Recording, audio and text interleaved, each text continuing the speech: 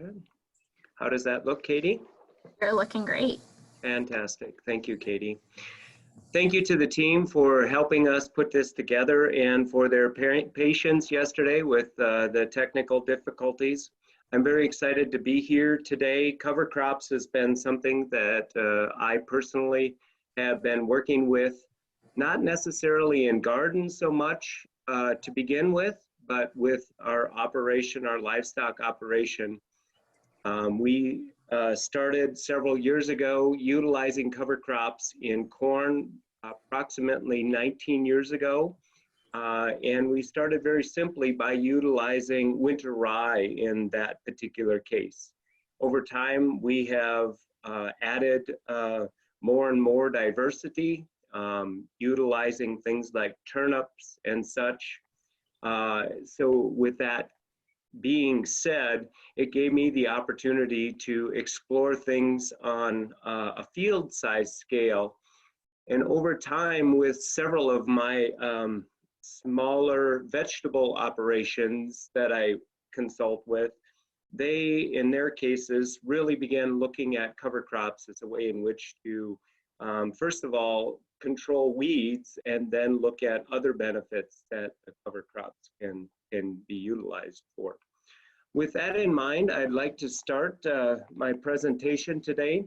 I work for the University of Minnesota Extension in St. Louis County as a local extension educator, and I have the honor of working with lots and lots of homeowners and vegetable growers in my region, as well as agriculture and natural resources on a regular basis. And so with that in mind, I'd like to begin presenting on using cover crops in small spaces.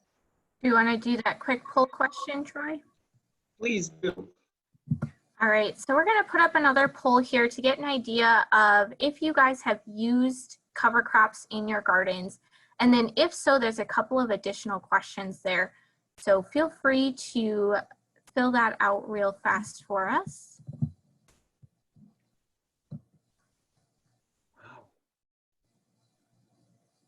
So go ahead and click into that poll.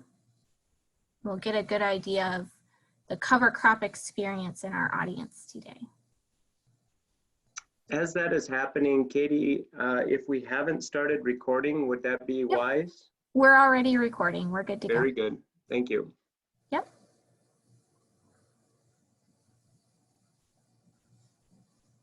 Okay, so go ahead. I guess for those of you that are clicking no, just click single and answer the third question. Sorry about that. I wasn't sure that would work that way. So thank you for letting us know that.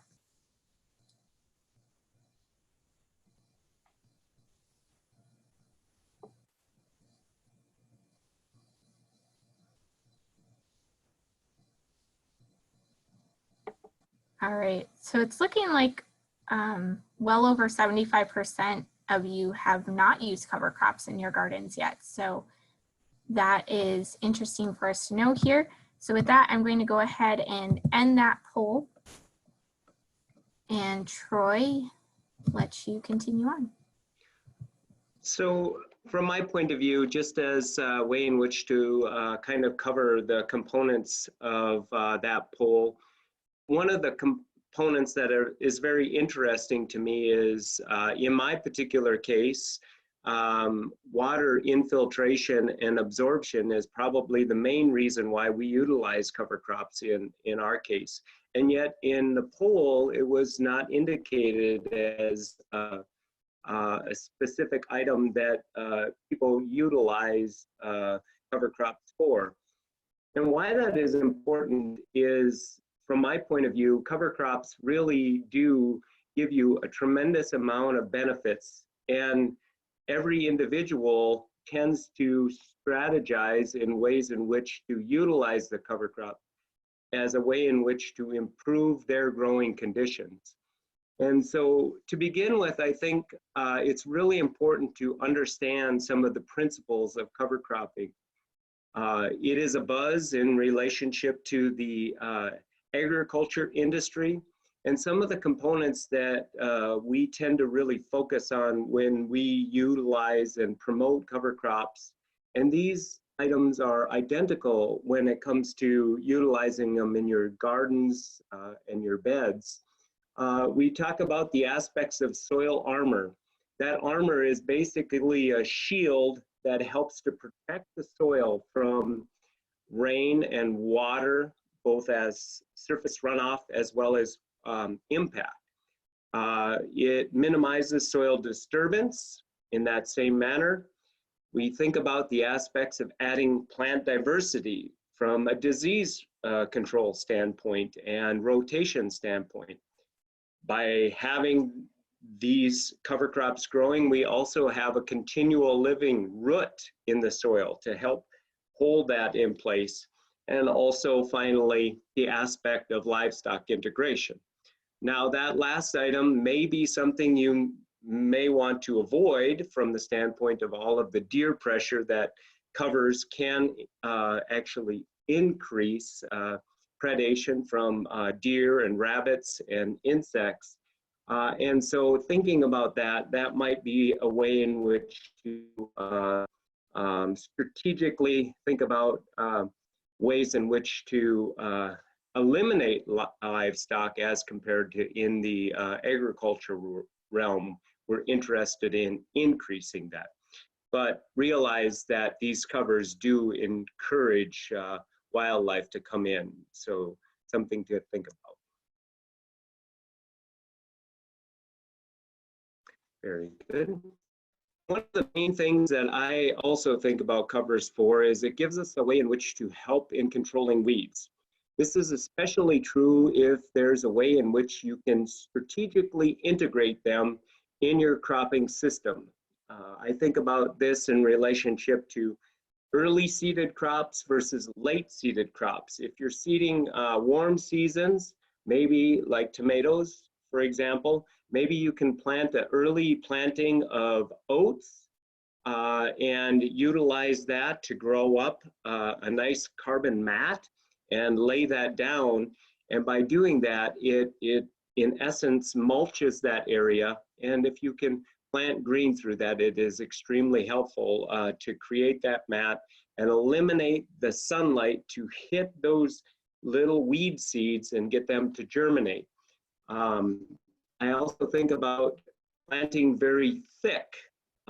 In this case, this picture here, you see a wide variety of different plants that this individual utilized in this area. Thinking about wildlife, pollinators, livestock feed, plant diversity.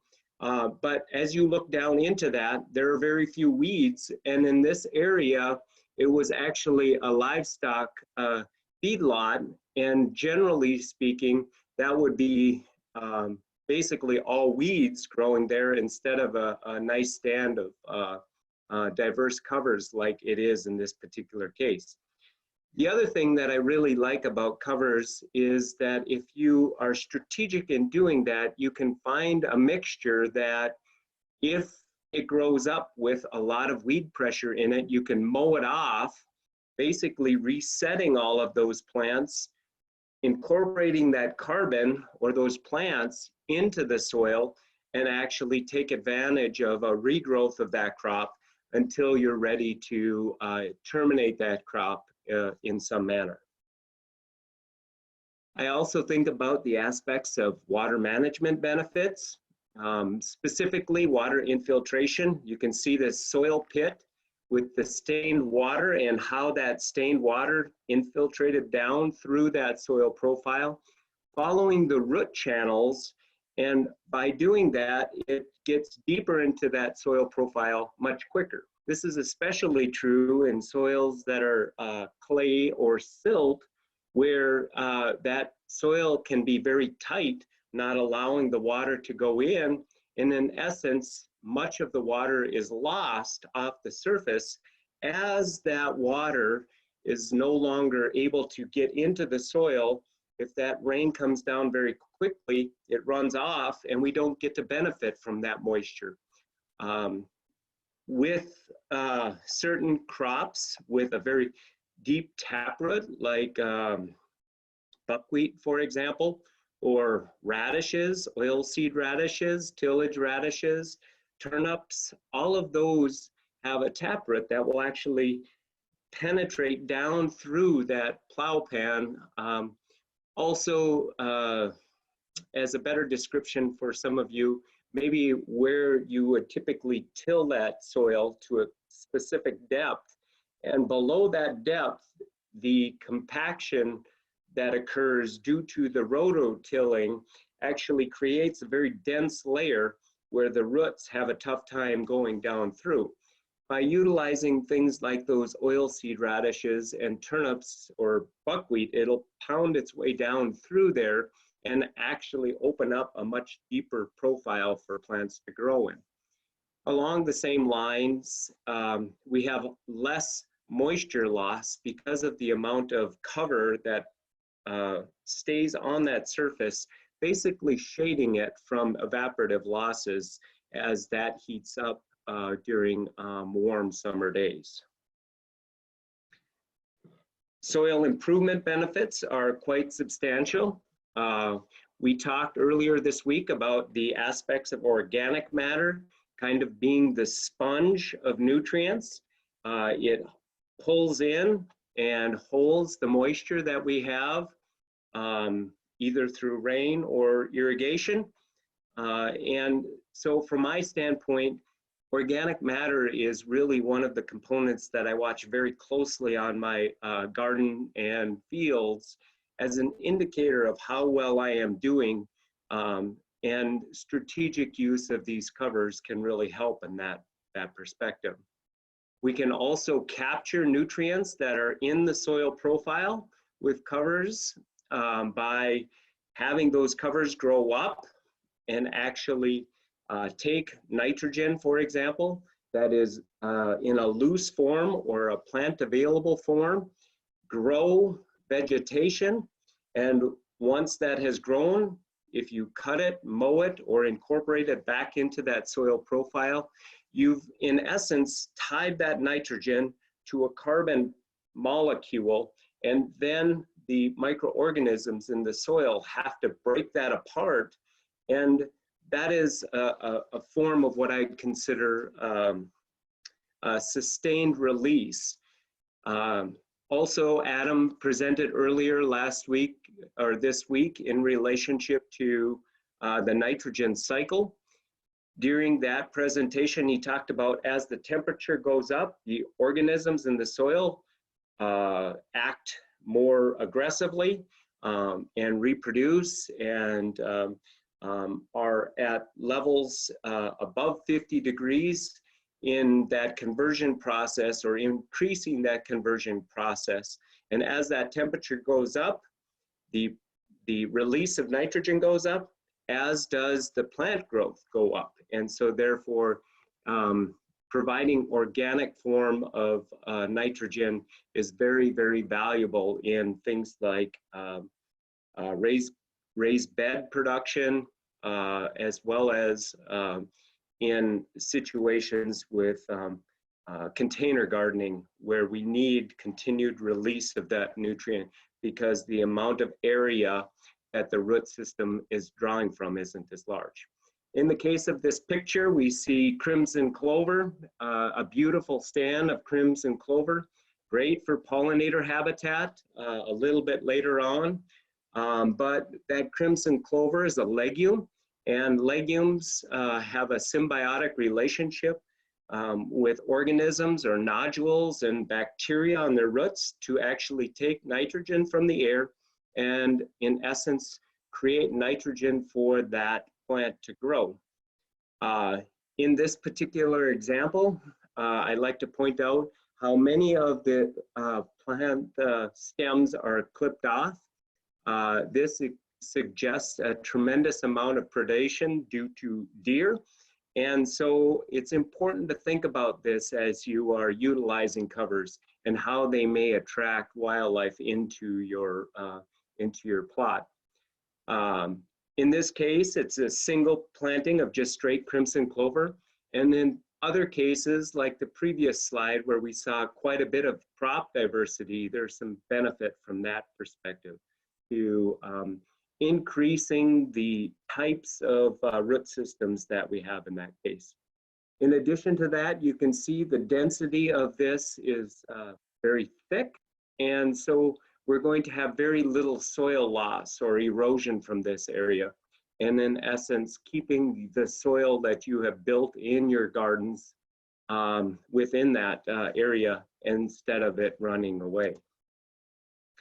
Further soil health benefits include the amount of roots that are being grown in that soil actually is part of that organic matter that is being developed in the soil. We see improvement to soil life, mycorrhizae fungi and other bacteria become more active because as those roots grow, they release exudates, and in essence, we're feeding the soil biology through that process. Not only the root exudates, but also as those roots break down, they release carbon, and that gives those organisms things to chew at. We also have leaves that come from the tops of the plants, and those get pulled down into the soil structure through worms and other organisms, cycling those leaves and stems down into that soil. As we increase our soil organic matter, we also decrease the risk of that soil to crust in that layer does not become as packed as easy, creating that crusted layer. Hey, Troy. Yes. A quick clarification. When you say root exudates, can you clarify what that means? So there is some research being done in Rutgers University and other universities. As plants grow, there's a mechanism that is proposed and we're looking into further and further, in which the plant actually releases molecules from the root, and those molecules, as a part of a process, it actually goes out into the soil and brings the nutrients back in its structure to the root hairs. And in that process, the exudates via the organisms are causing that cycle to occur. In essence, I'm trying to think of an example that I would utilize as an option. At this point, I will think about that, and I'd be happy to try to address that a little bit later in the presentation. I'm trying to think of a good example that would relate to gardeners here today. So please give me a chance to do that, and I'd be happy to address that a little later. So some of the leaves and the stems, as they get into the soil, they do add that organic matter. Additional environmental impact or benefits, as in this picture, you can see a lot of thatch that was laid down from a crop of annual ryegrass that grew up in fall and then over the winter had died off. And so by having that cover on there, we have reduced soil erosion from runoff. We have roots that are actually dead, but they still reside in intact in the soil. And as rain would come down and impact that soil, you're going to have that spongy layer of thatch that is sitting there and wouldn't allow for that rain impact to splash that off of that surface. With that, the thatch would also hold the runoff, actually help absorb that runoff and allow less channel and real erosion to occur by running off very quickly off of your site. And in this case, once again, we'd see reduced crusting because the rain that as it comes down and impacts that soil, we wouldn't be having that compaction layer forming on the surface because of that impact from that standpoint. And then of course we have increased nutrient and water holding capacity, just because as we incorporate this into your soil profile, it will help in adding carbon, which in essence will help increase organic matter over time. Next, we have pollinator benefits and wildlife habitat benefits. Of course, with this picture of stand of oats and vetch. This actually came from a friend of mine in North Carolina. They planted oats last fall and vetch, and this is what it looked like probably 4 weeks ago. I'm a little jealous of how advanced this is. And in this particular case, they had a tremendous amount of deer. Some folks could have pheasants, grouse, birds living in here, of course.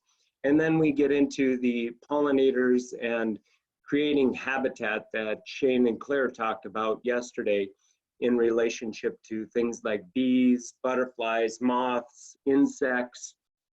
And as we think about these covers, I really encourage you to think about them in providing continuous or season-long blooming. We have a list down here at the bottom of this slide of everything from Facilium to vetch to buckwheat, rape, sunflowers, a wide variety of different clovers. I think that these are very important from the quality of nectar that they are producing. But I also think that you should think about things like grasses, because even though they have different flowering structures, they can also provide habitat to some of the different creatures that we want to encourage from that standpoint. So I'd really encourage you to think about that. It's probably one of the things that I've spent more time recently thinking about when it comes to my agriculture cover crops that I'm growing, predominantly because I would like to try to help my apiary manager have continuous flowering throughout the entire season. And last year when I did that, he saw tremendous difference in productivity from his hives that we host here on our farm. Seeding is a process. We have a drill there. In most cases for gardens, that's not practical.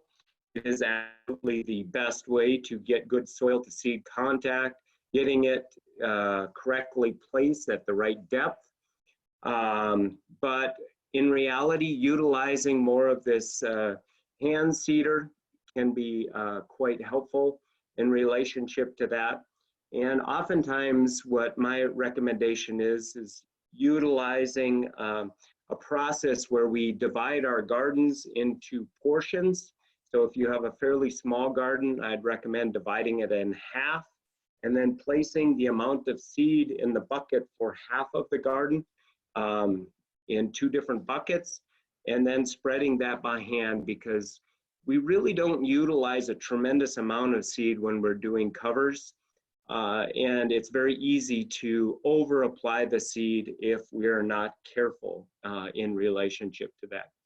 I like using a hand as compared to one of these seeders because I can more correctly direct the seed along the line through dropping that seed down in there.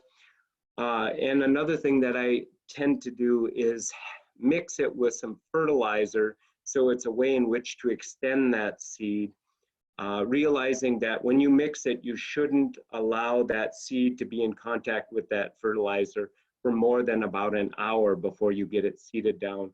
Otherwise, that seed can be impacted by having it in direct contact with those salts in inorganic fertilizers if you're using that.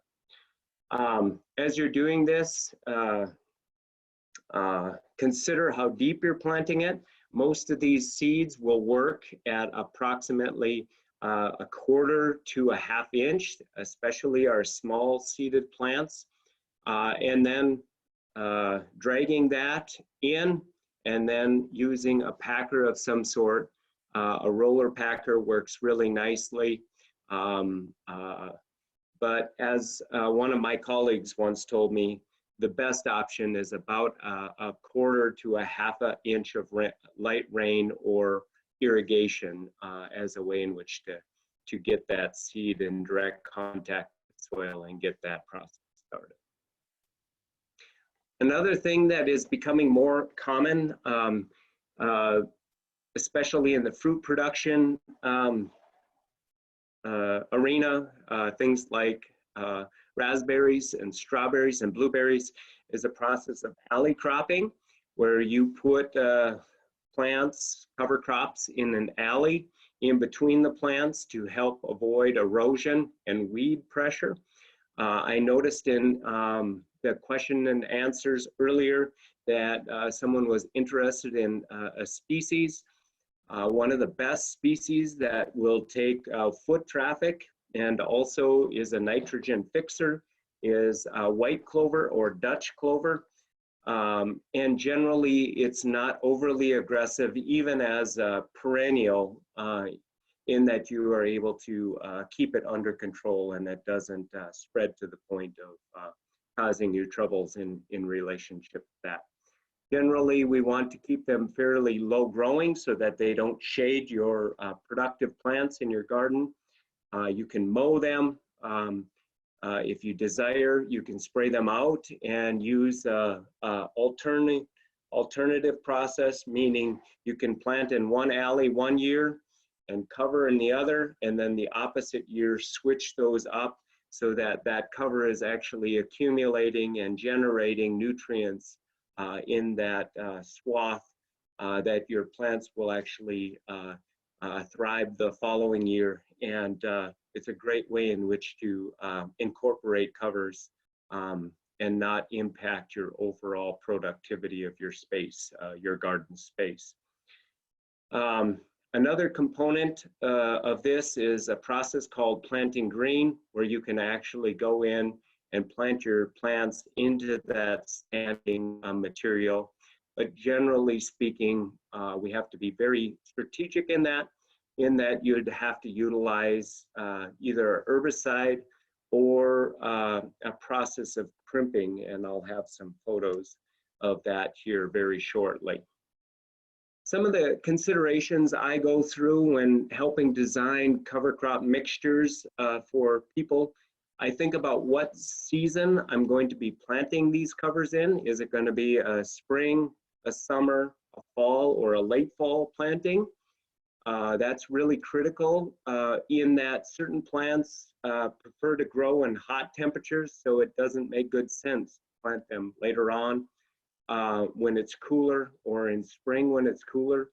I always think about the aspects of legume, in which they fix nitrogen, versus a grass that needs nitrogen, and what those ratios should be.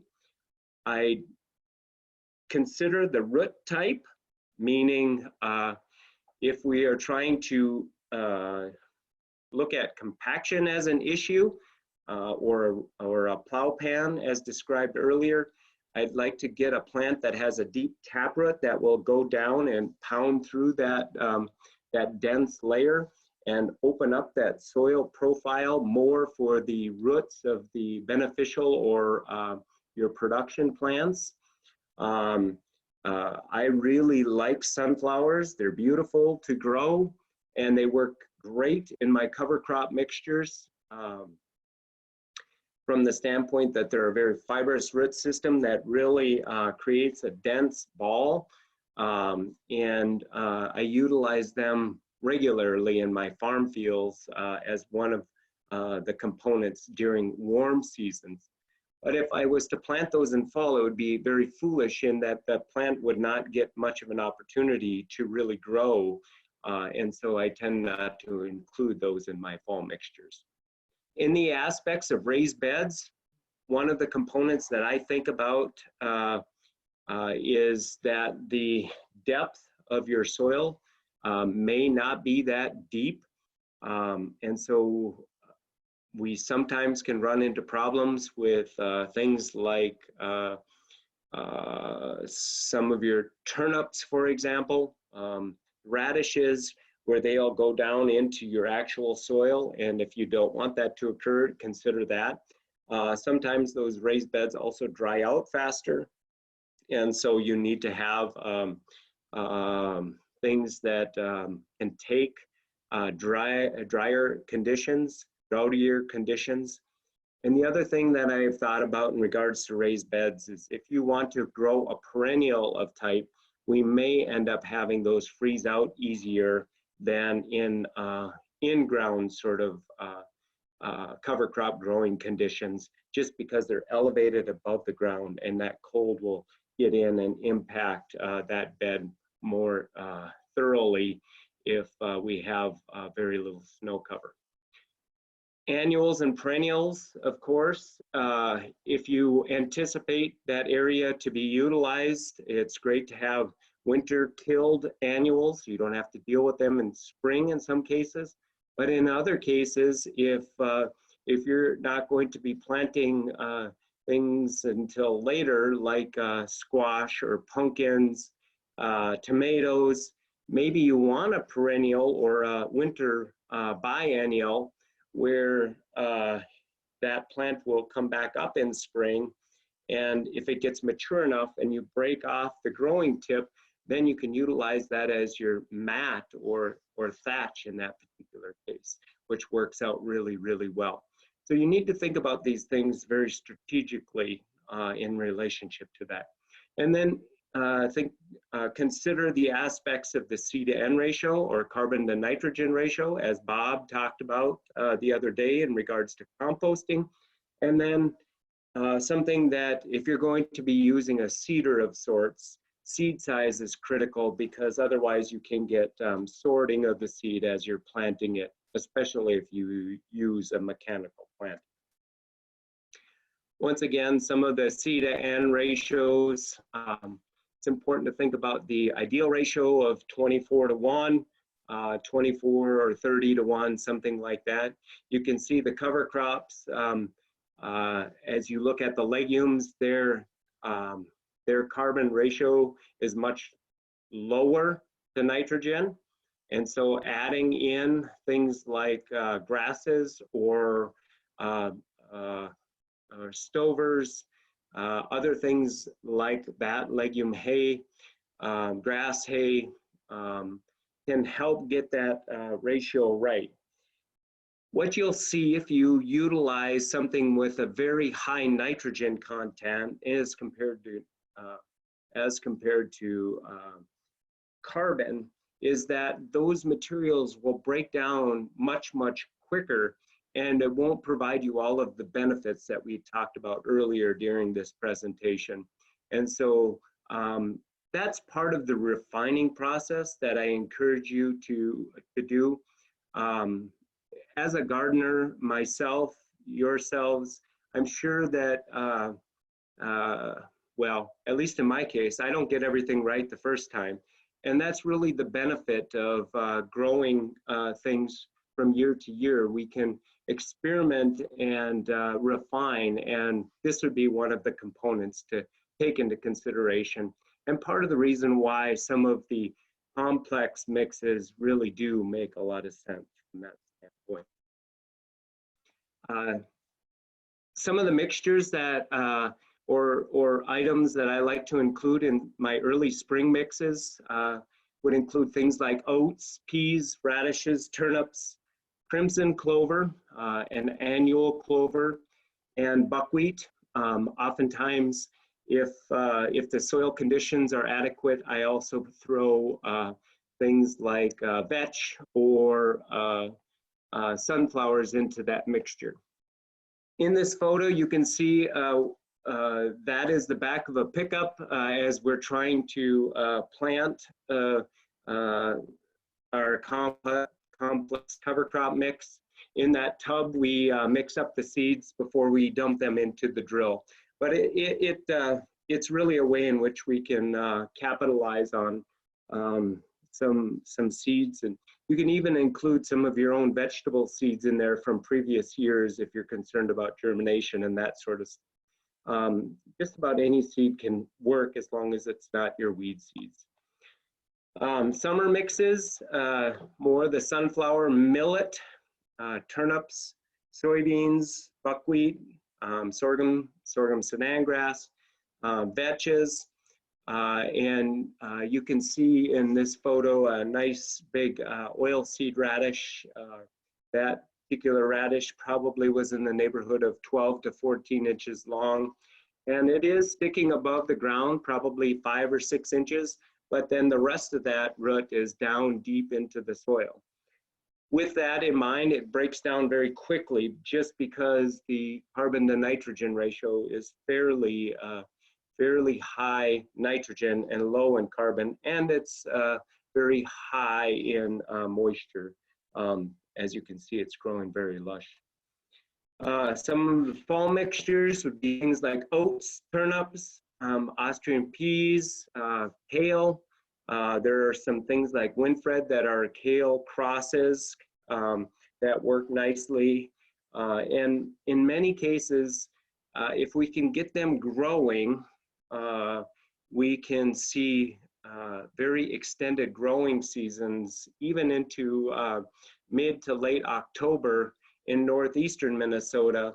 As compared to other parts of the state, you can grow things even into early to mid-November due to nicer fall season. Oats is one of those plants that, because it wants to reproduce, it will continue to grow in much colder conditions as to some of our other cereal grains. And it's part of the reason why I really like to utilize oats in that fall season. Late fall, virtually we're really left with only winter rye. It really doesn't need to get well established in fall, but I will tell you, based on some research that I've done with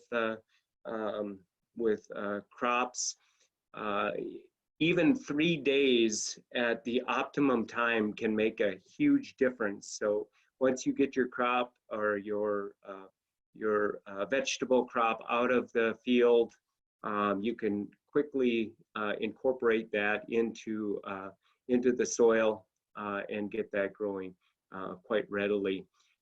As I had mentioned before, it's great to utilize that for warm season plants the next year. Things like tomatoes, pumpkins, squash, watermelons, all of those things do better on a bed of or a layer of mulch of some sort in that case. The next thing you need to think about is the aspects of terminating that cover. Here are a couple of options. One very sophisticated, well, somewhat sophisticated, called a crimp roller. There are veins of metal that are fairly narrow. And what that does is it will take your crop of different heights and actually roll it down. So that roller is fairly heavy. And as it rolls that crop down, it puts crimps in that crop. And by doing that, you injure the xylem and phloem, the process in which the plant moves moisture and nutrients up and down the stem. And by fracturing that, you in essence break the ability for that plant to do that. And that is a very good process of terminating that plant. It works especially good in cereal crops such as the winter rye and oats.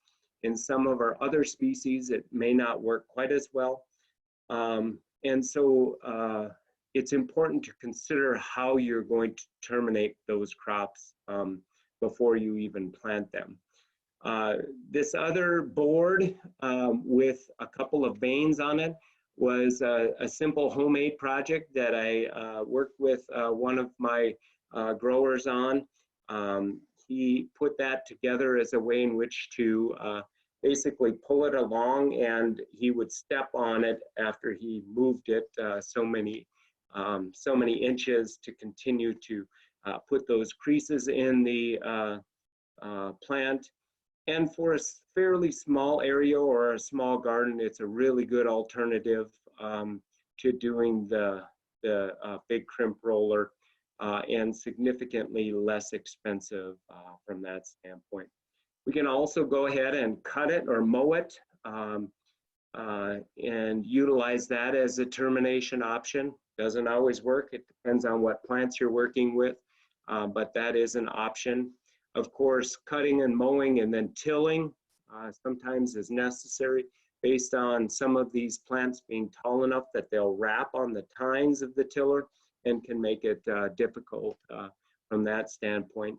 And then also, depending on the situation, an herbicide is an option, but this is something that you need to be very careful with, understanding the label and the implications of using that herbicide.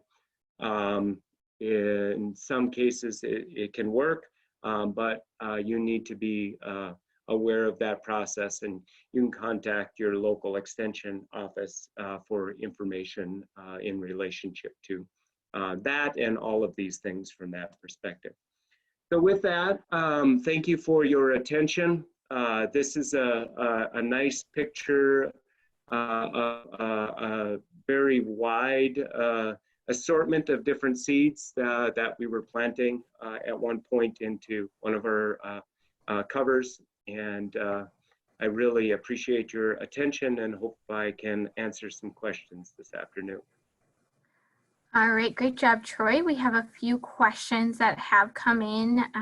The rest of the educators have also been answering them. So we'll go here. When should I till or cut my cover crops from last fall? Is it better to turn it under and cut it and leave it on top of the soil, or leave it on top of the soil? This is in a raised bed vegetable garden. With that in mind, it depends on what you're going to be planting in there. If you're going to be planting seeds, I would probably recommend utilizing a tillage process, and I would probably cut it and then incorporate it. It will break down faster, but it will still be very beneficial for you to have grown that cover and incorporate that carbon. So if you were planting transplants or larger seeded plants, then it might be an option for you to actually crimp it or basically terminate it, and then you could plant into that thatch. Perhaps doing a small tilled area just around where you're going to plant that plant, and that would help warm that soil up, and then once that gets up and growing, it would work real nicely with that thatch there from weed control. All right, is comfrey considered a cover crop? Virtually, if managed correctly, I've had many conversations with a lot of different experts, and if managed right, you can utilize even weeds as a cover crop. Weeds are trying to correct the environment around them by growing, and as long as you don't allow them to go to seed, comfrey would work fantastic as a cover crop. Probably the cover that people grow most frequently that gets away from them is buckwheat, and so it goes to seed very quickly, and because of that, some folks have had it get mature and then it becomes a weed. And so all of these things, when I think about weeds, it's just a plant out of place, and we can utilize weeds as covers, and covers become weeds if we don't manage them correctly. All right, would a ground cover flower like lamium provide the same benefit to flower garden soils as cover crops, as some of these other cover crops you're talking about, or cover crops to farmers? Sure, absolutely.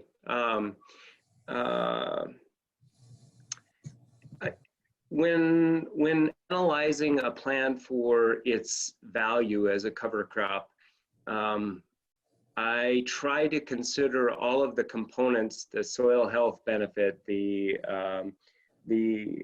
weed control benefit, all of these things. And as long as it doesn't interfere with your other plants that you have growing in that environment, it would be just fine to utilize in that manner. And you can put flower seed into your garden vegetable cover crops, and that would work nicely too. There is no set recipe from my perspective of what should go into a cover crop mix. You just need to think about how you're going to manage it, and what are the benefits that you're getting from that species that you're selecting to put into your cover crop mix. So you sort of answered the next with this, but we'll have you respond anyways. What kind can one grow in a raised bed? And from what you've been saying, it's really open. It is really open. A cover crop that would be considered, if it's going to be in the summertime, would be millet or sorghum sudan grass, understanding that it's growing very quickly, but you can get a lot of vegetation that is developed, especially if it's extremely fertile. You can develop that, grow that up, lay it down, and incorporate that. It breaks down fairly readily, which is nice. I've seen people utilize an area to grow extra forage and actually take that into their garden as mulch, as an example. The reason I would select in the summertime millet and sorghum, for example, would be because of the ability for raised beds to dry out faster. If I wanted something to overwinter, I would select very hardy species such as winter rye, because of that potential freezing of that soil if we don't get good ground cover from that standpoint. We have a few people asking where they could buy seeds or what are good seed sources when thinking about cover cropping. So probably, I really think that one of your best options is actually a feed and seed store in your local neighborhood, especially if they're willing to sell you smaller quantities of seed. You know, when we look at an area, 100 square feet, you're only talking about needing somewhere in the neighborhood of 6 to 8 pounds. And 100 square feet, you know, it's a fairly good size area. And so I don't encourage people to buy a lot of extra, primarily because they're an attractant for rodents if you're storing them in your garage or whatever. And so if you can buy the right quantity, I think it's valuable. And so going to a local feed and seed store, home centers sometimes will have them, not always. Garden centers will have cover crop seed. And I know that as I've talked to numerous greenhouses this year, I've talked with them about the aspects of having some of these blends for the summer, for the spring, and for the fall intact in 5-pound or 10-pound bags. And there's been some interest in doing it just because gardeners are requesting it. Awesome. Question here, can you comment on possible use of horticultural vinegar to kill weeds or cover crops? So My experience worked with the Xerxes Society to begin a process of establishing some pollinator habitat where we attempted to do some weed kill with vinegars. It works, but it requires you to be very diligent in reapplication of those vinegars, depending on the time of the year, as in addition to how much rainfall is occurring as you're going through this process. I would recommend at least thinking about something in the neighborhood of 8 to 10 weeks of monitoring and managing those areas. And one of the things that I'm a little bit cautious about, although you don't use a lot of vinegar, vinegar is very acidic, and depending on your circumstance, you may run into a situation where you're actually slightly acidifying that surface. So if you're going to do that, you most likely should actually do a tillage process after you get done killing those weeds off during that time frame. All right, is using a cover crop essentially better than using mulch in the garden? So from my standpoint, I would say you're growing your own mulch. So yes, I would say it is better as compared to importing mulch from offsite. By doing that, you're actually not perhaps introducing new weed seeds to your garden or to that area specifically. So I would say yes, it's better than, yeah, no doubt. Is there an issue of competition between cover crops and the plants in your garden? Yes, there is that potential, and that's part of the process of you selecting what species you want to have in your covers. I think about the components of alley cropping. We can run into situations where we encroach with the covers onto the other plants that are there. And so with that in mind, I would encourage you to be careful about what you are selecting in that process. And that's why I suggested to experiment and take it slow as you're going through this process, because I don't want you to have a disaster based on covers and then not want to do it ever again.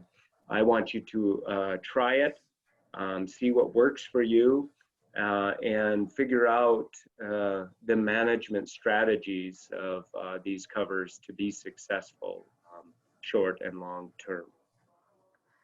Do you recommend using inoculants when planting legumes? Fantastic question. It's always advised, especially if you're going to grow things like field peas, winter peas, other legumes such as the crimson clover, racine clovers, red clover, white Dutch clover. All of those legumes need to be inoculated in most cases, because in your gardens you haven't seen those bacteria because those plants haven't been growing there recently. And so by inoculating those seeds, you in essence allow those plants to get started with that bacteria to form those nodules and fix that nitrogen. All right, there's a clarification question there. What does it mean to inoculate plants? Good question. To inoculate the seed, there are specific inoculums that you need to purchase for different species. So peas have a specific inoculum, soybeans have a different one. Legumes such as your clovers and alfalfas have yet a different bacterium that in essence what you do is you moisten the seed and you place the inoculum on that seed. By wetting that seed, it makes it sticky, and the peat-based inoculums stick to that seed and it helps to deliver that inoculum with the seed to the actual planting or to the soil intact. We usually shake it on after we moisten the seed slightly, mix up the seed with the inoculum, and then broadcast the seed is the ideal approach to getting that soil, seed, and inoculum placed correctly over your seed bed. And there was a follow-up to that. Yes, those are generally purchased at the same place that you would purchase your seeds. Yes. Great. This person is aiming for a no-till garden. Is it appropriate to use a cover crop, and how would they go about that if they are not looking to do tillage? So that planting process would be similar to how they do your no-till planting of sorts. In most cases, with people that are doing no-till, it's important to open an area, scarify it enough so that you can get good soil to seed contact, and then either cover it with soil or mulch in an appropriate manner to get that up and germinated and growing from that standpoint. It is a lot easier in a no-till situation if you did have a small seeder to direct that seed into the appropriate place. All right. Any covers that you would suggest planting with your vegetables? And then we have a few more coming into the chat as well. So generally speaking, vegetables oftentimes, and I don't know, point of clarification on that, would that be within row or in alley? If it's in row, there are some books out there that talk about growing multiple species together. I know that in my wife's case, we always plant our radishes with small seeds like lettuce, like parsnips. They provide benefits both ways in that it spreads the seed out and we can get them out very quickly and easily, and they're fairly inexpensive. So that's an intercropping sort of situation. There are books out there in regards to what plants grow well together. I apologize, I can't think of the title right at this moment, but I think it's Carrots Love Tomatoes or something to that effect, and I can get that name of that resource as well from that standpoint. I do like in the alleys, if it's possible, to grow crops. I'd mentioned one that is very tolerant of traffic as being that Dutch clover. There are others that you could grow up that don't shade too terribly, that you can crimp roller down very easily as well, such as oats, for example. This kind of leads into the next question. If I want to plant 12 tomato plants in an area, can you go through the steps of what and when to plant the cover, the tomatoes, and then how to manage that cover crop? So with tomatoes, I do really like growing a fall crop or a very, very early crop specifically. So the easiest one is go into an area that you had harvested probably the previous fall in that for most people in Minnesota, in that early September sort of time frame. So for example, maybe you've finished harvesting your peas and your beans in fall. you can plant that area into winter rye in anticipation of growing your tomato plants the following year. Allow that winter rye to grow over the winter and continue to grow until you're about ready to, about the time you're ready to plant your tomatoes. Roll that crop down with a crimp roller or a crimp board, and then plant your tomatoes right into that mulch that you've created. So our trusty attendees came back with your book title is Roses Love Garlic and Carrots Love Tomatoes. Thank you, thank you. I appreciate your help. We got that covered. So this question ties a little bit into yesterday, but then today as well. What would your recommendation be for a former corn and soybean field that has gone untouched for 2 years and they would like to turn it into a pollinator space?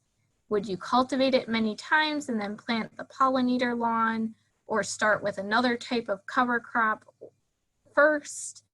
And then would this type of pollinator lawn fescue clover mix need to be inoculated upon seeding? So a lot of information there. Yes. First, I would evaluate the field to see what weeds tend to be the predominant weed species that are in that field. If it's specifically quackgrass, it depends on if they're willing to use an herbicide or not. If they're not willing to use an herbicide, then I definitely think it would be extremely important to grow a cover. Cultivating quackgrass, bringing it to the surface, letting it dry out is about the best way to kill quackgrass roots. Otherwise, quackgrass will overtake a majority of your species because pollinators tend to be maybe not as aggressive seedlings as some of quackgrass, for example, grows very extensively if it's not controlled.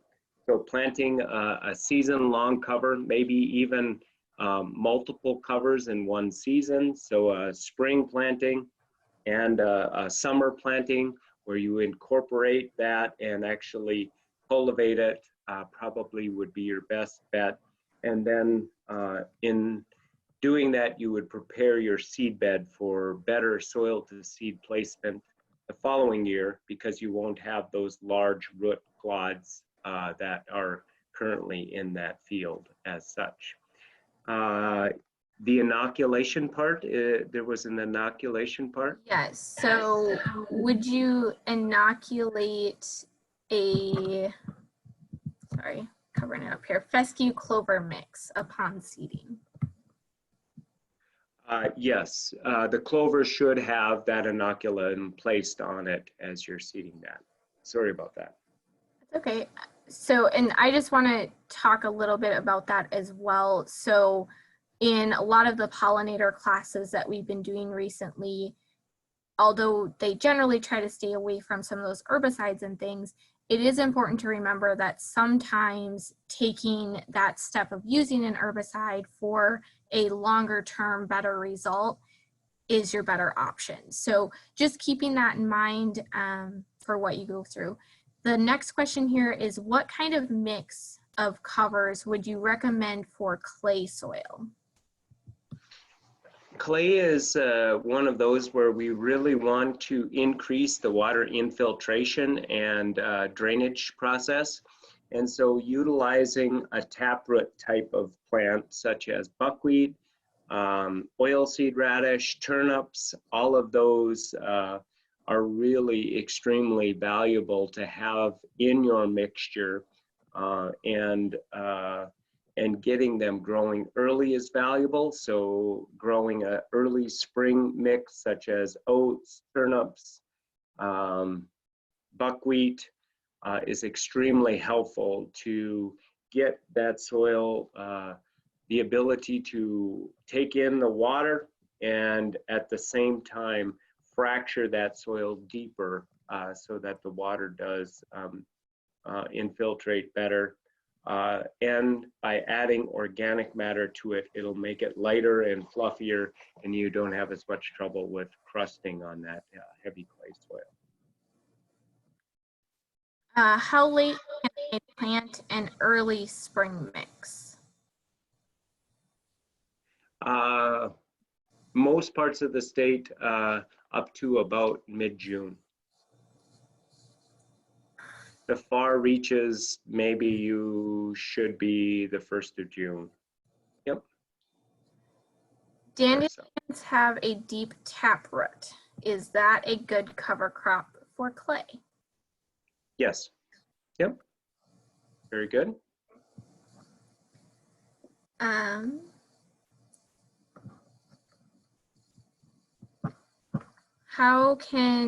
How early can you plant a spring cover crop and then plant your vegetables? I think that as we look at different parts of the state, in my area, way up in northeastern Minnesota, I would say that as early as we could go would probably be somewhere in the neighborhood of the 15th of April.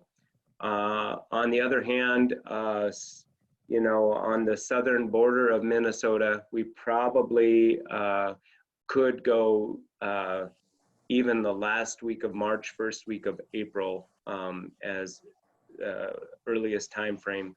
That also depends on your soil type to some extent, from the standpoint of you can work a sand much sooner than you can work a clay, and sands will warm up much faster than a clay will, just because there's less water in that soil profile.